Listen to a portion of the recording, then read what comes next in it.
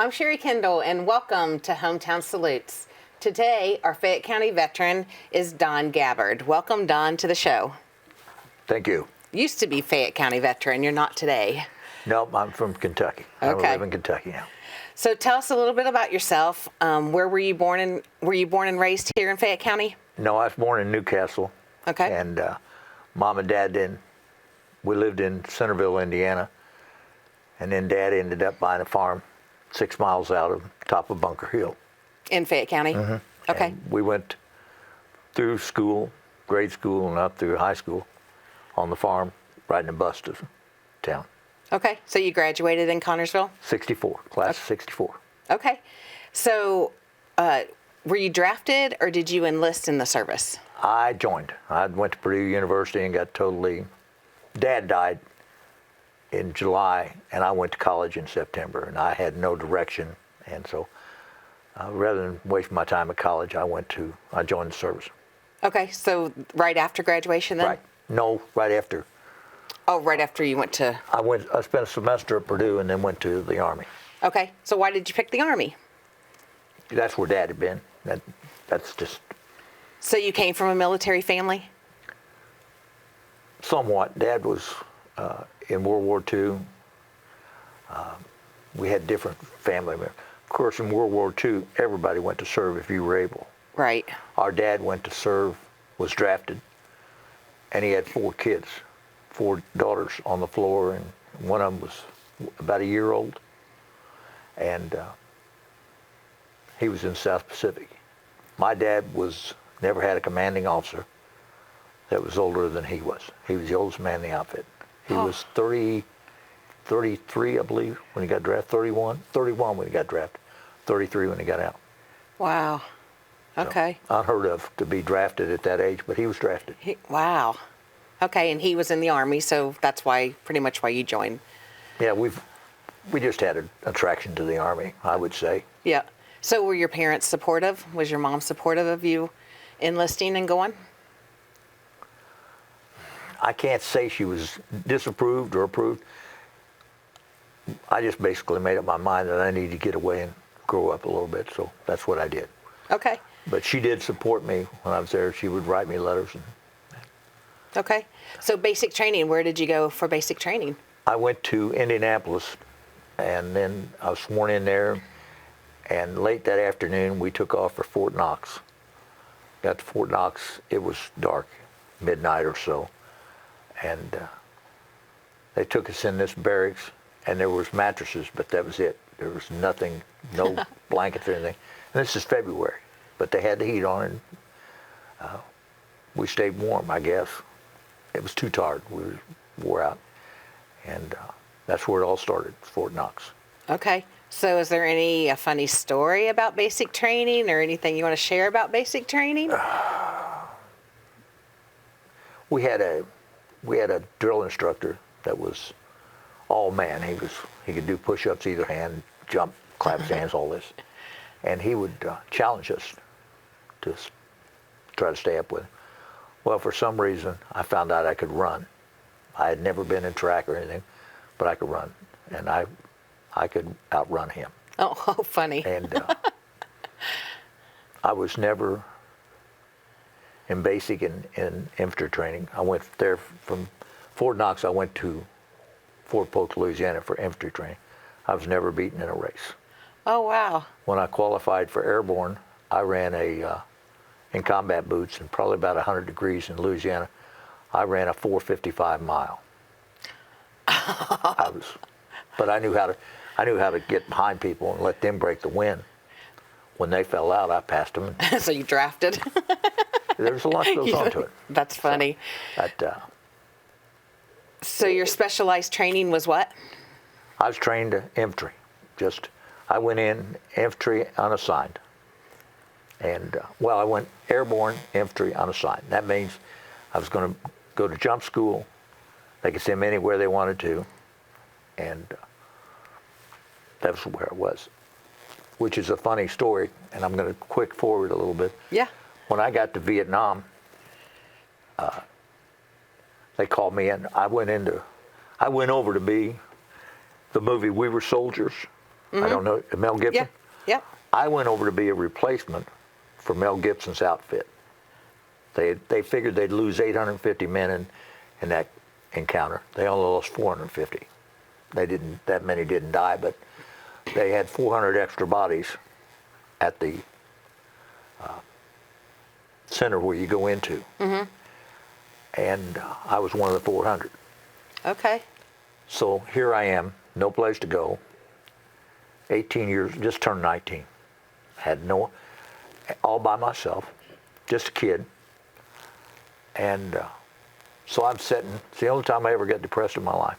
I'm sitting in dust, about 4 inches of dust on my duffel bag, feeling sorry for myself. And I looked up and I said, you're going to be here for a year, you might as well make something of it. So I got up, hung my duffel bag on the barbed wire, and went down to this tent. They were selling warm Budweisers down there. So that's how it all started. I don't know where I slept that night, okay? But the next morning, they had us all in formation, and there was this E6, Sergeant E6, Staff Sergeant, up there in front. He walked up, and he said, if your name gets called, come up. First name is Don Gabbard. I go up, and he calls 20-some people. And he says, and the guy in charge of the replacement outfit says, is that it? And he said, yeah. And he walks us over, and he looks at me, and he says, you were my first choice. And I says, why? He said, our personnel department is without people. We're short. He said, when I started looking at files, I look at, if you're from Indiana, you get a good, because I'm from Indiana. He said, you were from Newcastle, Indiana, and that's where I was born. He said, you were my first pick, and you can type. So I went from being a infantryman, well, I went over to be a door gunner on helicopters, and I ended up in personnel. Oh, wow. So it's just twist of fate. Yeah. God's hand upon me even back then. Yeah. Doing things. And so I was I'm not an office person. I cannot stand in clothes. So I started putting in for transfers. I'd go to any combat outfit, and he wouldn't let me get out. So there was an opening. The guy that ran the NCO club, that gets all the supplies, was going back home, and I got over there. So I started picking up all the beer and all the short order stuff. We had a kitchen. We made hamburgers and ham sandwiches, short stuff, at this bar. That's where my job was, getting all the supplies for that. So you went to Vietnam then. How long were you over there for? I went over there in, it's strange, I landed in Tonsanute Air Base in December the 17th of 1965. My grandson's birthday is December 17th, many years later, and I always remember that day. I went over there and I came home July, I don't remember the day, it's sometime mid-July I came home in 67. I stayed over for extended tour. I wanted to get out early, but circumstance came up and I needed to get out, so I came home. Okay. I was there for a year and a half. So what did you think when you first went over there and you got to Vietnam? I mean, what's it like? Well, let me back up again. Okay. I was in San Francisco. You fly out of San Francisco. Okay. Okay. And at that time, the Army did not fly military planes. The Army flew, I flew Braniff, which is an airline. We had airline hostesses and everything. We were just like civilians. The Marines had to fly on C-130s, but the Army got to fly on commercial airlines. And we flew over there. And they had lost my shot record when I left Fort Polk. I got to San Francisco, and none of my shots they had no record of me having all these shots you have to take to go overseas. So I had to take all the shots. Usually you space them out over a week. I took them in 2 hours. Ugh. and had a reaction to it. And I woke up just in time to hear my name called the last time because they was getting ready to close the door on the plane. I sat front row, last seat on the plane when I got there. So when we land at Tonsanute, I'm the first one. She opens the door and I get this terrible smell. It's sewer water. It's the smell of sewer water, and that was Vietnam. That was my first thing in Vietnam, and it never changed. It was, there's parts of the country that are beautiful, but around Saigon it was all stink. But you just get used to it. It's just like anything else. You get used to it. So is base big over there? You mean Tonsanute? Yeah. No, it was just an airport. We were a signal outfit. I got in a signal outfit, and we were the only Army outfit on an Air Force base. And we had a perimeter that we had to do. And when I was in personnel, most of us were the 20 that he picked. I think 14 of us were infantry. Okay. And so when they would set out the perimeter and take you to your foxhole, I had a 3.5 grenade launcher, and that's the gun they give me to carry besides my rifle. And I was put out there, and the colonel comes by and says, "Do you know how to use this?" And I said, "Yes, sir." You know, but he asked me what I thought was a dumb question. He said, "There's a band on your rockets." He said, "How would you get that open?" I said, "I'd run my barrel of this gun underneath there and pop it loose." He said, "What if you tear that barrel up?" I said, "I've got to get that ammunition." He says, "Why?" And I says, "I can throw a lot more firepower with this than I can with a rifle." Good answer. And he walked on. And then when I got in the NCO club, everything changed. I was never allowed to wear a uniform. Oh, really? I had civilian shirts. I wore civilian clothes. I had to, because when I got in there, I was only a PFC. Okay. They didn't want sergeants and everything picking on me. So everybody worked in the NCO club. There was no rank. Okay. We just did our job. And you said that you had your own truck, so you could pretty much do... I had my own room.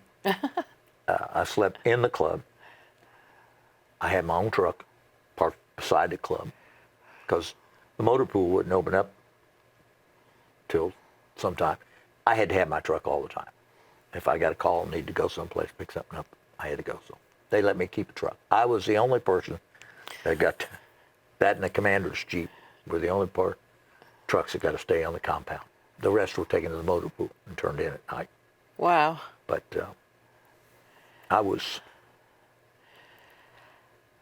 and you learn very quickly that I had a job that gave me a lot of advantages. I could go and do as I pleased. Of all the jobs I've ever had, it was by far the most strenuous work. I went over to Vietnam. I left Fort Polk. I weighed 168 pounds. I ran at least 5 miles every other night. And I didn't have to. I lifted weights the other night. I didn't drink and I didn't smoke. I came back in December of '66. I weighed 112 pounds. I smoked 3 to 5 packs of cigarettes a day and drank everything you could put in front of me. Vietnam was good for me. My mother, when she picked me up at the airport in Indianapolis, said, "You look like a ghost." And I had never thought about it. But I'm talking now and you can't see the bones. She could see the bones in my cheeks. That's how, I was just skin and bones. Wow. You know. So what would a day be for you? I mean, did you start early in the morning or you were probably later? No, I lived in the club. Okay. I had to get all the supplies for the club. We closed 5 days a week, Sunday through Thursday. We opened the club at noon and closed at midnight. Friday night and Saturday night, we closed at 2 o'clock. We opened at 9 o'clock on the weekends. Okay? So if you've ever been around a bar, the first thing you do after you get everybody out is you restock the bar. Well, we were averaging selling 110 cases of beer a night. That takes a while to fill all your coolers back up. We had 2 bars, and the guys that worked there couldn't drink on the job. So, of course, they're going to sit around and drink. It was usually a couple hours. But the people that clean up, the Vietnamese, the nationals come in to clean up the place, come in at 5:30. So I get to bed at 2, and I'm up at 5:30. Oh, wow. And that's where I was going to say, that's when you lost your weight. well, I would, after I learned the job and the other guy rotated home, I would get up, open the back door, go out, reach over the bar, grab 3 cans of beer, pop one, drink it down, and grab the other 2 and head down for the shower, to take a shower. I'd drink one on the way down, one on the way back, get in the truck, and I was ready to go to work. Oh, gosh. That was my life for... Shoo. And that's the reason I said that's what I did for all the... So the whole time over there in Vietnam, you were really never in combat then, because you were... Got shot at a lot, but never. You did get shot at a lot? I was in a truck. My brother was over there. Okay. And we would... I probably shouldn't tell this, but my brother said, don't tell. Anyway, we would go and see him. And it stayed till 10:30, 11 o'clock at night. We were drunk. Okay? Yeah. I'd climb back into the truck and head down. Well, we headed down one night. Me and his brother-in-law. We graduated from Connersville together. Okay. And we were headed down one night, and I had a 5-ton multi-fuel truck, what they call them, and they were ungoverned. And so I was running pretty good. Yeah. And they had an MP blockade down there. Had little lights, the little blue lights going. Meant you stop. And I was going full throttle. I said, we can outrun them. So around them we went and took off. Well, here they come after us, but they never turned on their lights. They turned on a little blue light, but they never turned on their headlights. And we got down the road about probably a mile. They blinked their lights and turned around. I said, see, told you I could outrun them. Well, we were on the Benoit Highway, and it's a nice road. Hard to believe, but it was a nice road. We top a hill, and there's a massive firefight going on across the road. The Americans on one side, the Viet Cong on the other side, and they're shooting at each other across the road from rice paddy to rice paddy. And I just drove through it. I got hit 4 times. My truck got hit 4 times. I never got a bullet in the cab, none in the engine, and we drove on. Never hit a tar. Oh, wow. And that was... So you and your brother, you were in the same place though, right? No, I was in Tonsanute. Okay. He was in Long Bend, about 35 miles apart.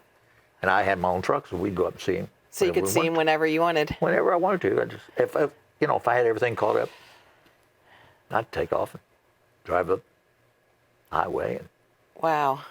come home, smoked. One of the funny incidents, he was a medic. Yeah. Drove an ambulance. We were up there one Sunday afternoon, and I think we were on our 2nd case of Budweiser. And I had a boil on my finger right here. And I punched it or something, it hurt. And he said, well, I can take care of that.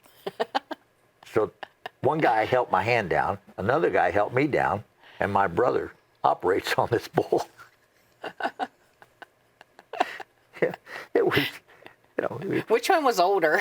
I'm the older. Okay. I'm 11 months older. And we were, things we did, we've talked about this, some of the things we did back then. Yeah. You would never think about it. I mean, there was no sanitation or anything. Just cut it open and put Crazy, isn't it? Well, pour some alcohol and now let's drink beer. Yeah. let's get to the That important cured thing. everything. Yeah. Pour a little beer on it. It's okay. And I don't think we even put a Band-Aid on it. We might have, but So was there ever a scary day over there that got crazy for you? no, I actually never paid any attention. It was just, I was downtown Saigon one night drinking again, but I wasn't drunk. And I came back, and when you come on the air base, there were 3 rows of 4-foot-high concertina wire. Okay? And you had to walk around this and walk in the gate. And the APs, the air police, were there, of course. Well, the taxi that I was in pulled up, little Renault, and I got out. I no more had paid the guy, and somebody from the buildings across the way opened fire. And, and adrenaline kicked in, and I took off, and I jumped all 3 of those.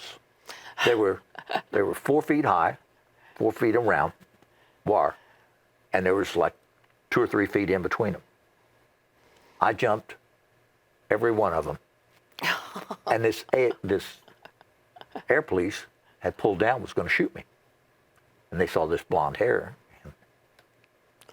They knew it wasn't a Viet Cong. Yeah. And he said, "How'd you do that?" And I said, "Do what?" He said, "How did you get in coming across the wire?" I said, "I just jumped it." He said, "I'll bet you $100 you can't go back across it." And I looked and realized there's no way. But I jumped it one time, and that's all it had to be. And what I'm trying to say is when you come under fire, you'll do some amazing things. Yeah. Yeah. But I was there long enough to see a lot of other things. But Yeah. the only thing that ever got to me, really, in all the time I was there, the only thing that got to me, I pulled out of our outfit one day, and the morgue was right across the street. And they were bringing in a 2-ton truck with the black bags on it back up. Wow. They were stacked 4 deep. That's the only thing that ever got to me. Yeah. I knew what those black bags meant. Yep. Oh gosh. So And you're 19 years old and you get to see this. that's a lot to take in. Yeah. That's it. That was the worst thing that ever. So when you left the service and you went back, where did you go back to? Did you come back here to? Oh, after I got out, I came back from Vietnam, went to Fort Dix, and then got out. Okay. Okay. I came back here. I was. I didn't know I was a heavy drinker, but I was still drinking. And I bought a fast car. Went to work for Ford, Okay. Philco, Yep. and then I got laid off from there. I had a few different jobs, and I got married in '69. Okay. And we lived here in Connorsville. And we had our first child, and my oldest son was born in 1970. And I was a milkman at that time for Wayne Dairy. Okay. Yep. Yep. And I delivered to the Snap-on tool guy. So I got to talk to him. And I got a chance to get on with Snap-on tools. Oh wow. So in Snap-on tools, they moved me to Hagerstown, and I ran the Newcastle area. From there, I came back to Connorsville as a special rep. And from there, they had an opening in Bowling Green, Kentucky. So I went to Bowling Green, Kentucky. We'd had our second son by then. So we raised the boys in Bowling Green, Kentucky. Okay. Then we divorced in '94, and I staggered around for a while, just on and off. And I stayed in Kentucky though. I went to Chattanooga with a job for a couple of years, and then I got back to Western Kentucky, down around the lakes, and I love it. And Wow. married again. That lasted 11 years, and we divorced. And I've just stayed in Western Kentucky. It's where I want to live. That's where you went. Yeah. I enjoy it. I'm up here in the freezing. It's cold there, but it's not cold like it is here. And Yeah, it's pretty cold. So, were you able to keep in touch with your military friends besides your brother? no, not Like, really. do you ever have get-togethers or? Nope. So once you were out, you were out. I looked up one guy from my old outfit. He was my lead bartender, and he was in Kansas City, Missouri, and we went to see him one time. And that's the only one. I called another guy from Chicago. Dennis was in Chicago. I called him one time. And he'd had a heart attack, and his life had changed, and he was not interested in getting together. I said, okay. Yeah. And, but I would consider myself a loner. I work by myself, so Okay. there's not a. Those are the only two guys I could count on in Vietnam were those two guys. Huh. Wow. So, what are some life lessons that you learned from your time in the military? Don't volunteer. I tell everybody the Army taught me one thing: never stand when you can sit, never sit when you can lie, never lie when you can sleep. And that's all I learned. But Are you glad you joined? oh yeah, I did a lot of growing up, a lot of bad growing up, a lot of good growing up. But I learned how to take care of myself Right. independently. I learned I could survive, and I'd never had that feeling. I don't think I would have ever got it if I hadn't been for the military. Yeah. I just learned if you want something done, go get it, Yeah. and that's. Well, that's awesome. So, is there anything else you kind of want to? I was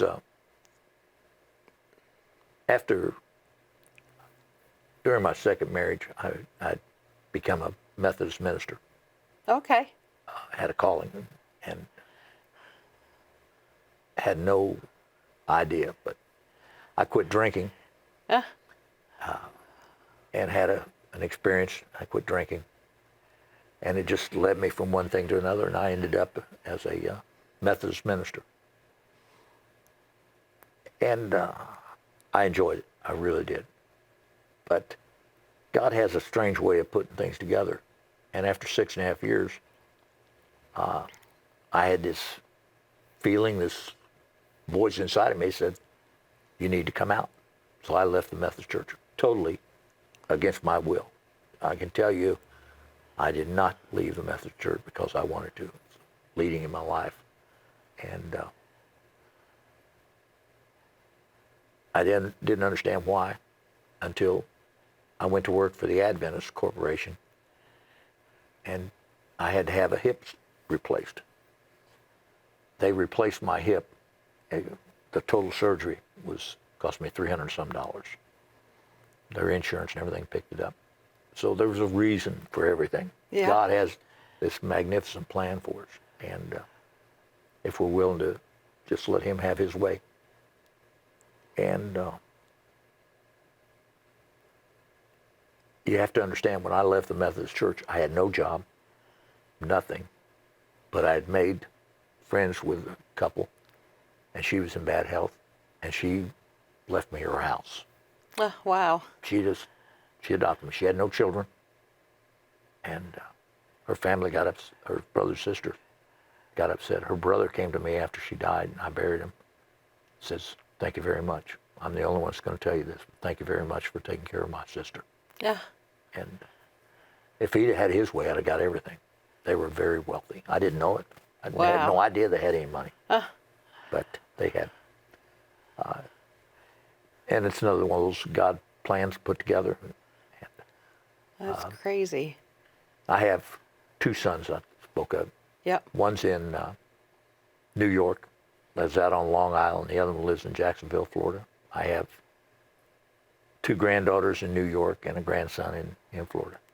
But, Wow. things are good. Everything. Nice. But it's been good. It's been a tremendous journey. God has been very good to me. Yep. Oh, that's awesome. Well, Don, I want to thank you for sharing your experience in the service with us today. I want to thank you for taking time out. I know you're here on Thanksgiving visiting family, so I want to thank you for taking time out to come to the show to do this today. I've enjoyed it. Thank you. All right. Well, be sure to tune in next month for another edition of Hometown Salutes.